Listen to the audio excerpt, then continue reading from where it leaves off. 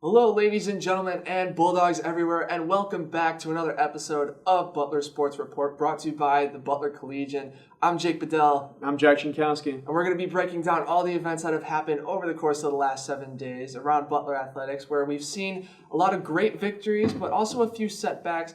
Jack, what can you tell us? Well, we'll start off with the football team who won their second game of the season, beating Taylor by a score of 31-17. Will Marty, the senior quarterback, 181 yards and a touchdown for him through the air. And in the run game, Brad Snyder ran for 166 yards and added a score of his own. What do they got going next week for football? Well, they've been off to a great start, and they'll look to continue that and look to continue pleasing Butler fans. After the 2-0 start, they're going to play Princeton this upcoming Saturday, where they've been able to do a really good job of balancing their offensive attack, mixing play calls between both the run and the pass. It's going to keep their defense honest. Their running back, Brad Snyder, has done a really good job. He rushed for over 160 yards and a touchdown in the matchup against the Taylor Trojans this past week. The Tigers have yet to play a game this season, so they're going to be still ironing out some kinks going into that game, and Butler will probably look to capitalize on that opportunity. And that's going to be home for homecoming. Yes, that's going to be a fun game. Moving on to men's soccer, the team lost both of their games this previous week. They lost to Columbia and UC Santa Barbara. The Columbia game on Monday, they lost 2-1. UC Santa Barbara, a 1-0 defeat for the Bulldogs. The lone goal for Butler this week was scored by Derek Sutton, his first goal of the season. What do they got going on as they try to rebound from a tough week? Well, they started out ninth in the country at the start of the season, and since then have dropped out of the top 25. They've had some struggles where they've been allowing more shots to opponents as opposed to the shots that they've been taking. So they're going to need to improve both on the defensive side and offensively as they take on Creighton in the conference opener this weekend. Creighton has done a good job of balancing their own methods of attacking on offense. And so if Butler is going to come out with a win, they're going to have to stick together and play to get better as a unit in order to win that game. And allowing more shots than you're putting at the net, not really a recipe for success for a team. No. Got to fix that. Women's soccer, they had 2 games as well this week. They lost to number 19 Kansas to start out the week, but they got a measure of revenge against Evansville as they won 4-0 in that game. Evansville, the Bulldogs, played phenomenal defense against Evansville, allowing no shots in the first half and only 2 shots in the second half.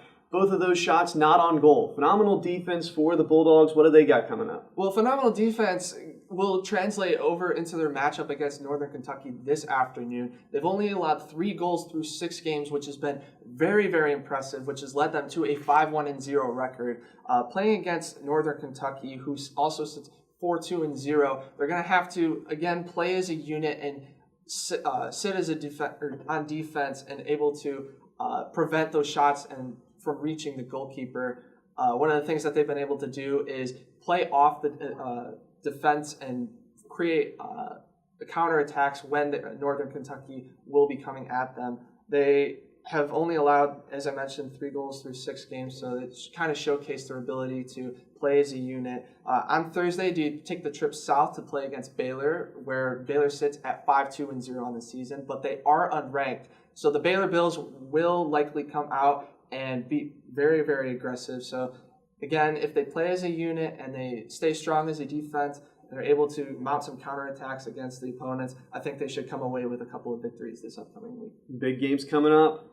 For women's volleyball, the team played in Fayette at Arkansas this week and lost all 3 games of that tournament. They lost to Arkansas in 3 sets, Northwestern in 4 sets, and they took Buffalo to 5 sets, but ended up losing 3-2 in that one. Rough week for volleyball. How do they bounce back this week? Well, they've started off to a 1-8 start so far this season, but they'll look to rebound from that at Butler's second home tournament this upcoming weekend. Their first matchup, they play against Cleveland State, and then they take on Santa Clara and Kentucky State on day 2. Unfortunately for the Bulldogs, they've only seen a .14 rating on the attack as opposed to the opponents who are at a .239, and that'll cause some setbacks. By minimizing errors and being able to locate the ball better on the court, I think they'll see some better production moving forward. So hopefully they're able to do that this upcoming weekend. Now, we got a couple teams that weren't in action this week. What else do we have going around Butler's campus next week? Well, today women's golf begins day one of the Illinois State Invitational being played at Wybring Golf Club in Normal, Illinois. 14 schools will be in attendance at that event. This is the 53rd year of this event, so Butler will be looking to make a name for themselves in this annual tournament. Their next home event will be in October, and that'll be the next actual tournament that the women's golf team actually plays in. Women's tennis this weekend started the Butler Bulldog Invitational for the fall. Unfortunately, due to the weather, it wasn't played at the Butler Tennis Bubble. It was played at the University of Indianapolis courts, where they started yesterday, and they were able to come away with a couple of great wins on both the singles and the doubles matches. The day two of the tournament will be played today at the same location in the University of Indianapolis, and hopefully they'll be able to string together a few more wins because they saw some great success the other day. Awesome. A lot of fun stuff to come out. And as the fall sports season starts to kick into high gear, we wanted to talk a little bit about our favorite teams and the teams that we're most excited to watch for. So hypothetically, we want you to go to all Butler sports, but if you could only go to one team's matches for the rest of this fall season, here are our picks for that team. And what are you going with? It was a very tough decision, but I'm going with football. They've been really impressive so far throughout the start of this season. They have the opportunity to go 3-0 to start this season against Princeton this upcoming weekend. They're very, very disciplined. They don't give up a lot of penalties. They've only had, on average, about 27.5 yards per game, as opposed to opponents who are giving up almost 71, and that's a lot of field position. Efficiency in the red zone has also been very key for Butler this year. They're 8 for 9 in scoring when inside the 20-yard line, and they've only allowed opponents to put up points on the board 3 out of 7 times. So they've been really, really efficient in the red zone, and they've done a good job of limiting the opposition when they're in their own end. They've had a really balanced offense, as I said earlier. They've had 3 passing touchdowns so far and 4 rushing touchdowns. So mixing up play calling and your ability to stay disciplined has really helped them. I look for this trend to continue. What is your take? Yeah, I mean, disciplined, efficient, and balanced. Gotta love it. That makes for an exciting team. When we were picking our teams, I got first pick, so I ended up going with the women's soccer team. I mean, what's not to like about this team? 5-1 on the year, 3-0 at home.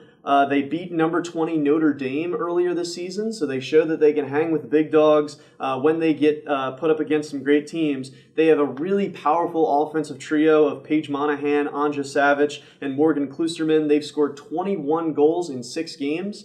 And meanwhile, their defense is as stingy as it comes. They've had 2 goalies play over 540 minutes of soccer and have allowed 3 goals. That's some incredible efficiency on both ends of the field, and that makes for some awesome product on the field. It's been very impressive. I like the way that they're playing and the momentum that they've been building just through the start of this season. I mean, their one loss only came in a 1-0 loss against 2 opposing Kansas. It's a long trip, and they're also a very good team. 19th ranked in the country, yeah. Yeah, it was a difficult matchup, but they played very, very well against them. So with their ability to take momentum from over the last stretch of games, I think you're going to see some great production from them throughout the course of the year. Absolutely, and with a lot of very powerful freshmen that are kind of learning the ropes, kind of getting the feeling of college soccer, you can only expect this team to get better. Absolutely. All right, so that's all we have for you today. Join us next time for more recaps and previews of Butler sports. For the Collegian, my name is Jack Shinkowski. I'm Jake Bedell. We'll see you next time.